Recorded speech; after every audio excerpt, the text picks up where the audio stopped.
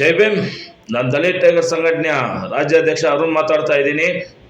ಏನು ನಿನ್ನೆ 76ನೇ ಗಣರಾಜ್ಯೋತ್ಸವ ಅದ್ದೂರಿಯಾಗಿ ಸಂಭ್ರಮ ಮಾಡ್ತಾ ಇರುವಂಥ ದಿನದಲ್ಲಿ ನಿನ್ನೆ ಒಬ್ಬ ಪಂಜಾಬಲ್ಲಿ ಬಾಬಾ ಸಾಹೇಬ್ ಅಂಬೇಡ್ಕರ್ ಪ್ರತಿಮೆ ಮೇಲೆ ದಾಳಿ ಮಾಡ್ತಾರೆ.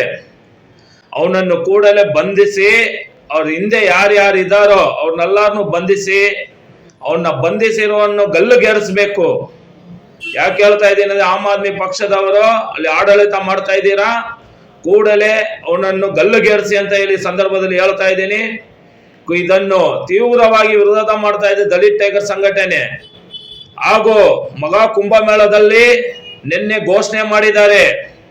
ಏನಂತ ಹೇಳಿ, 501 ಪುಟ ಹಿಂದೂ ರಾಷ್ಟ್ರದ ಸಂವಿಧಾನ ಅಂತ ಹೇಳಿ 3ನೇ ತಾರೀಕು ನಾವು ಬಿಡುಗಡೆ ಮಾಡ್ತೀವಂತ ಹೇಳಿ, ಇವಾಗ ಏನಾದ್ರೂ ನಾವು ಒಗ್ಗಟ್ಟಾಗಿ ಎಚ್ಚೆತ್ಕೊಂಡಿಲ್ಲ ಅಂದ್ರೆ, ನಾವೇನಾದ್ರೂ ಈ ಸಂದರ್ಭದಲ್ಲಿ ಒಗ್ಗಟ್ಟಾಗಿಲ್ಲ ಅಂದ್ರೆ, ಮುಂದೆ ಬರುವಂತ ದಿನದಲ್ಲಿ ನಮ್ಗೆ ಸಮಾನತೆ ಸಂವಿಧಾನವನ್ನು ಅಳಿಸ್ತಾರೆ.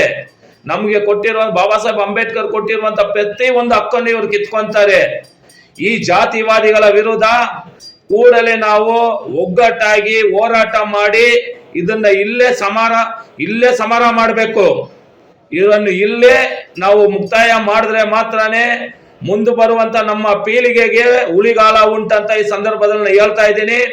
ಯಾವನು ಬಾಬಾ ಸಾಹೇಬ್ ಅಂಬೇಡ್ಕರ್ ಪ್ರತಿಮೆ ಮೇಲೆ ದಾಳಿ ಮಾಡಿದ್ನೋ ಅವನ್ನ ಗಲ್ಲುಗೇರಿಸಬೇಕಂತ ಹೇಳಿ ಸಂದರ್ಭದಲ್ಲಿ ದಲಿತ ಟೈಗರ್ ಸಂಘಟನೆ ಒತ್ತಾಯಿಸ್ತಾ ಇದೆ. ಜೈ ಭೀಮ್.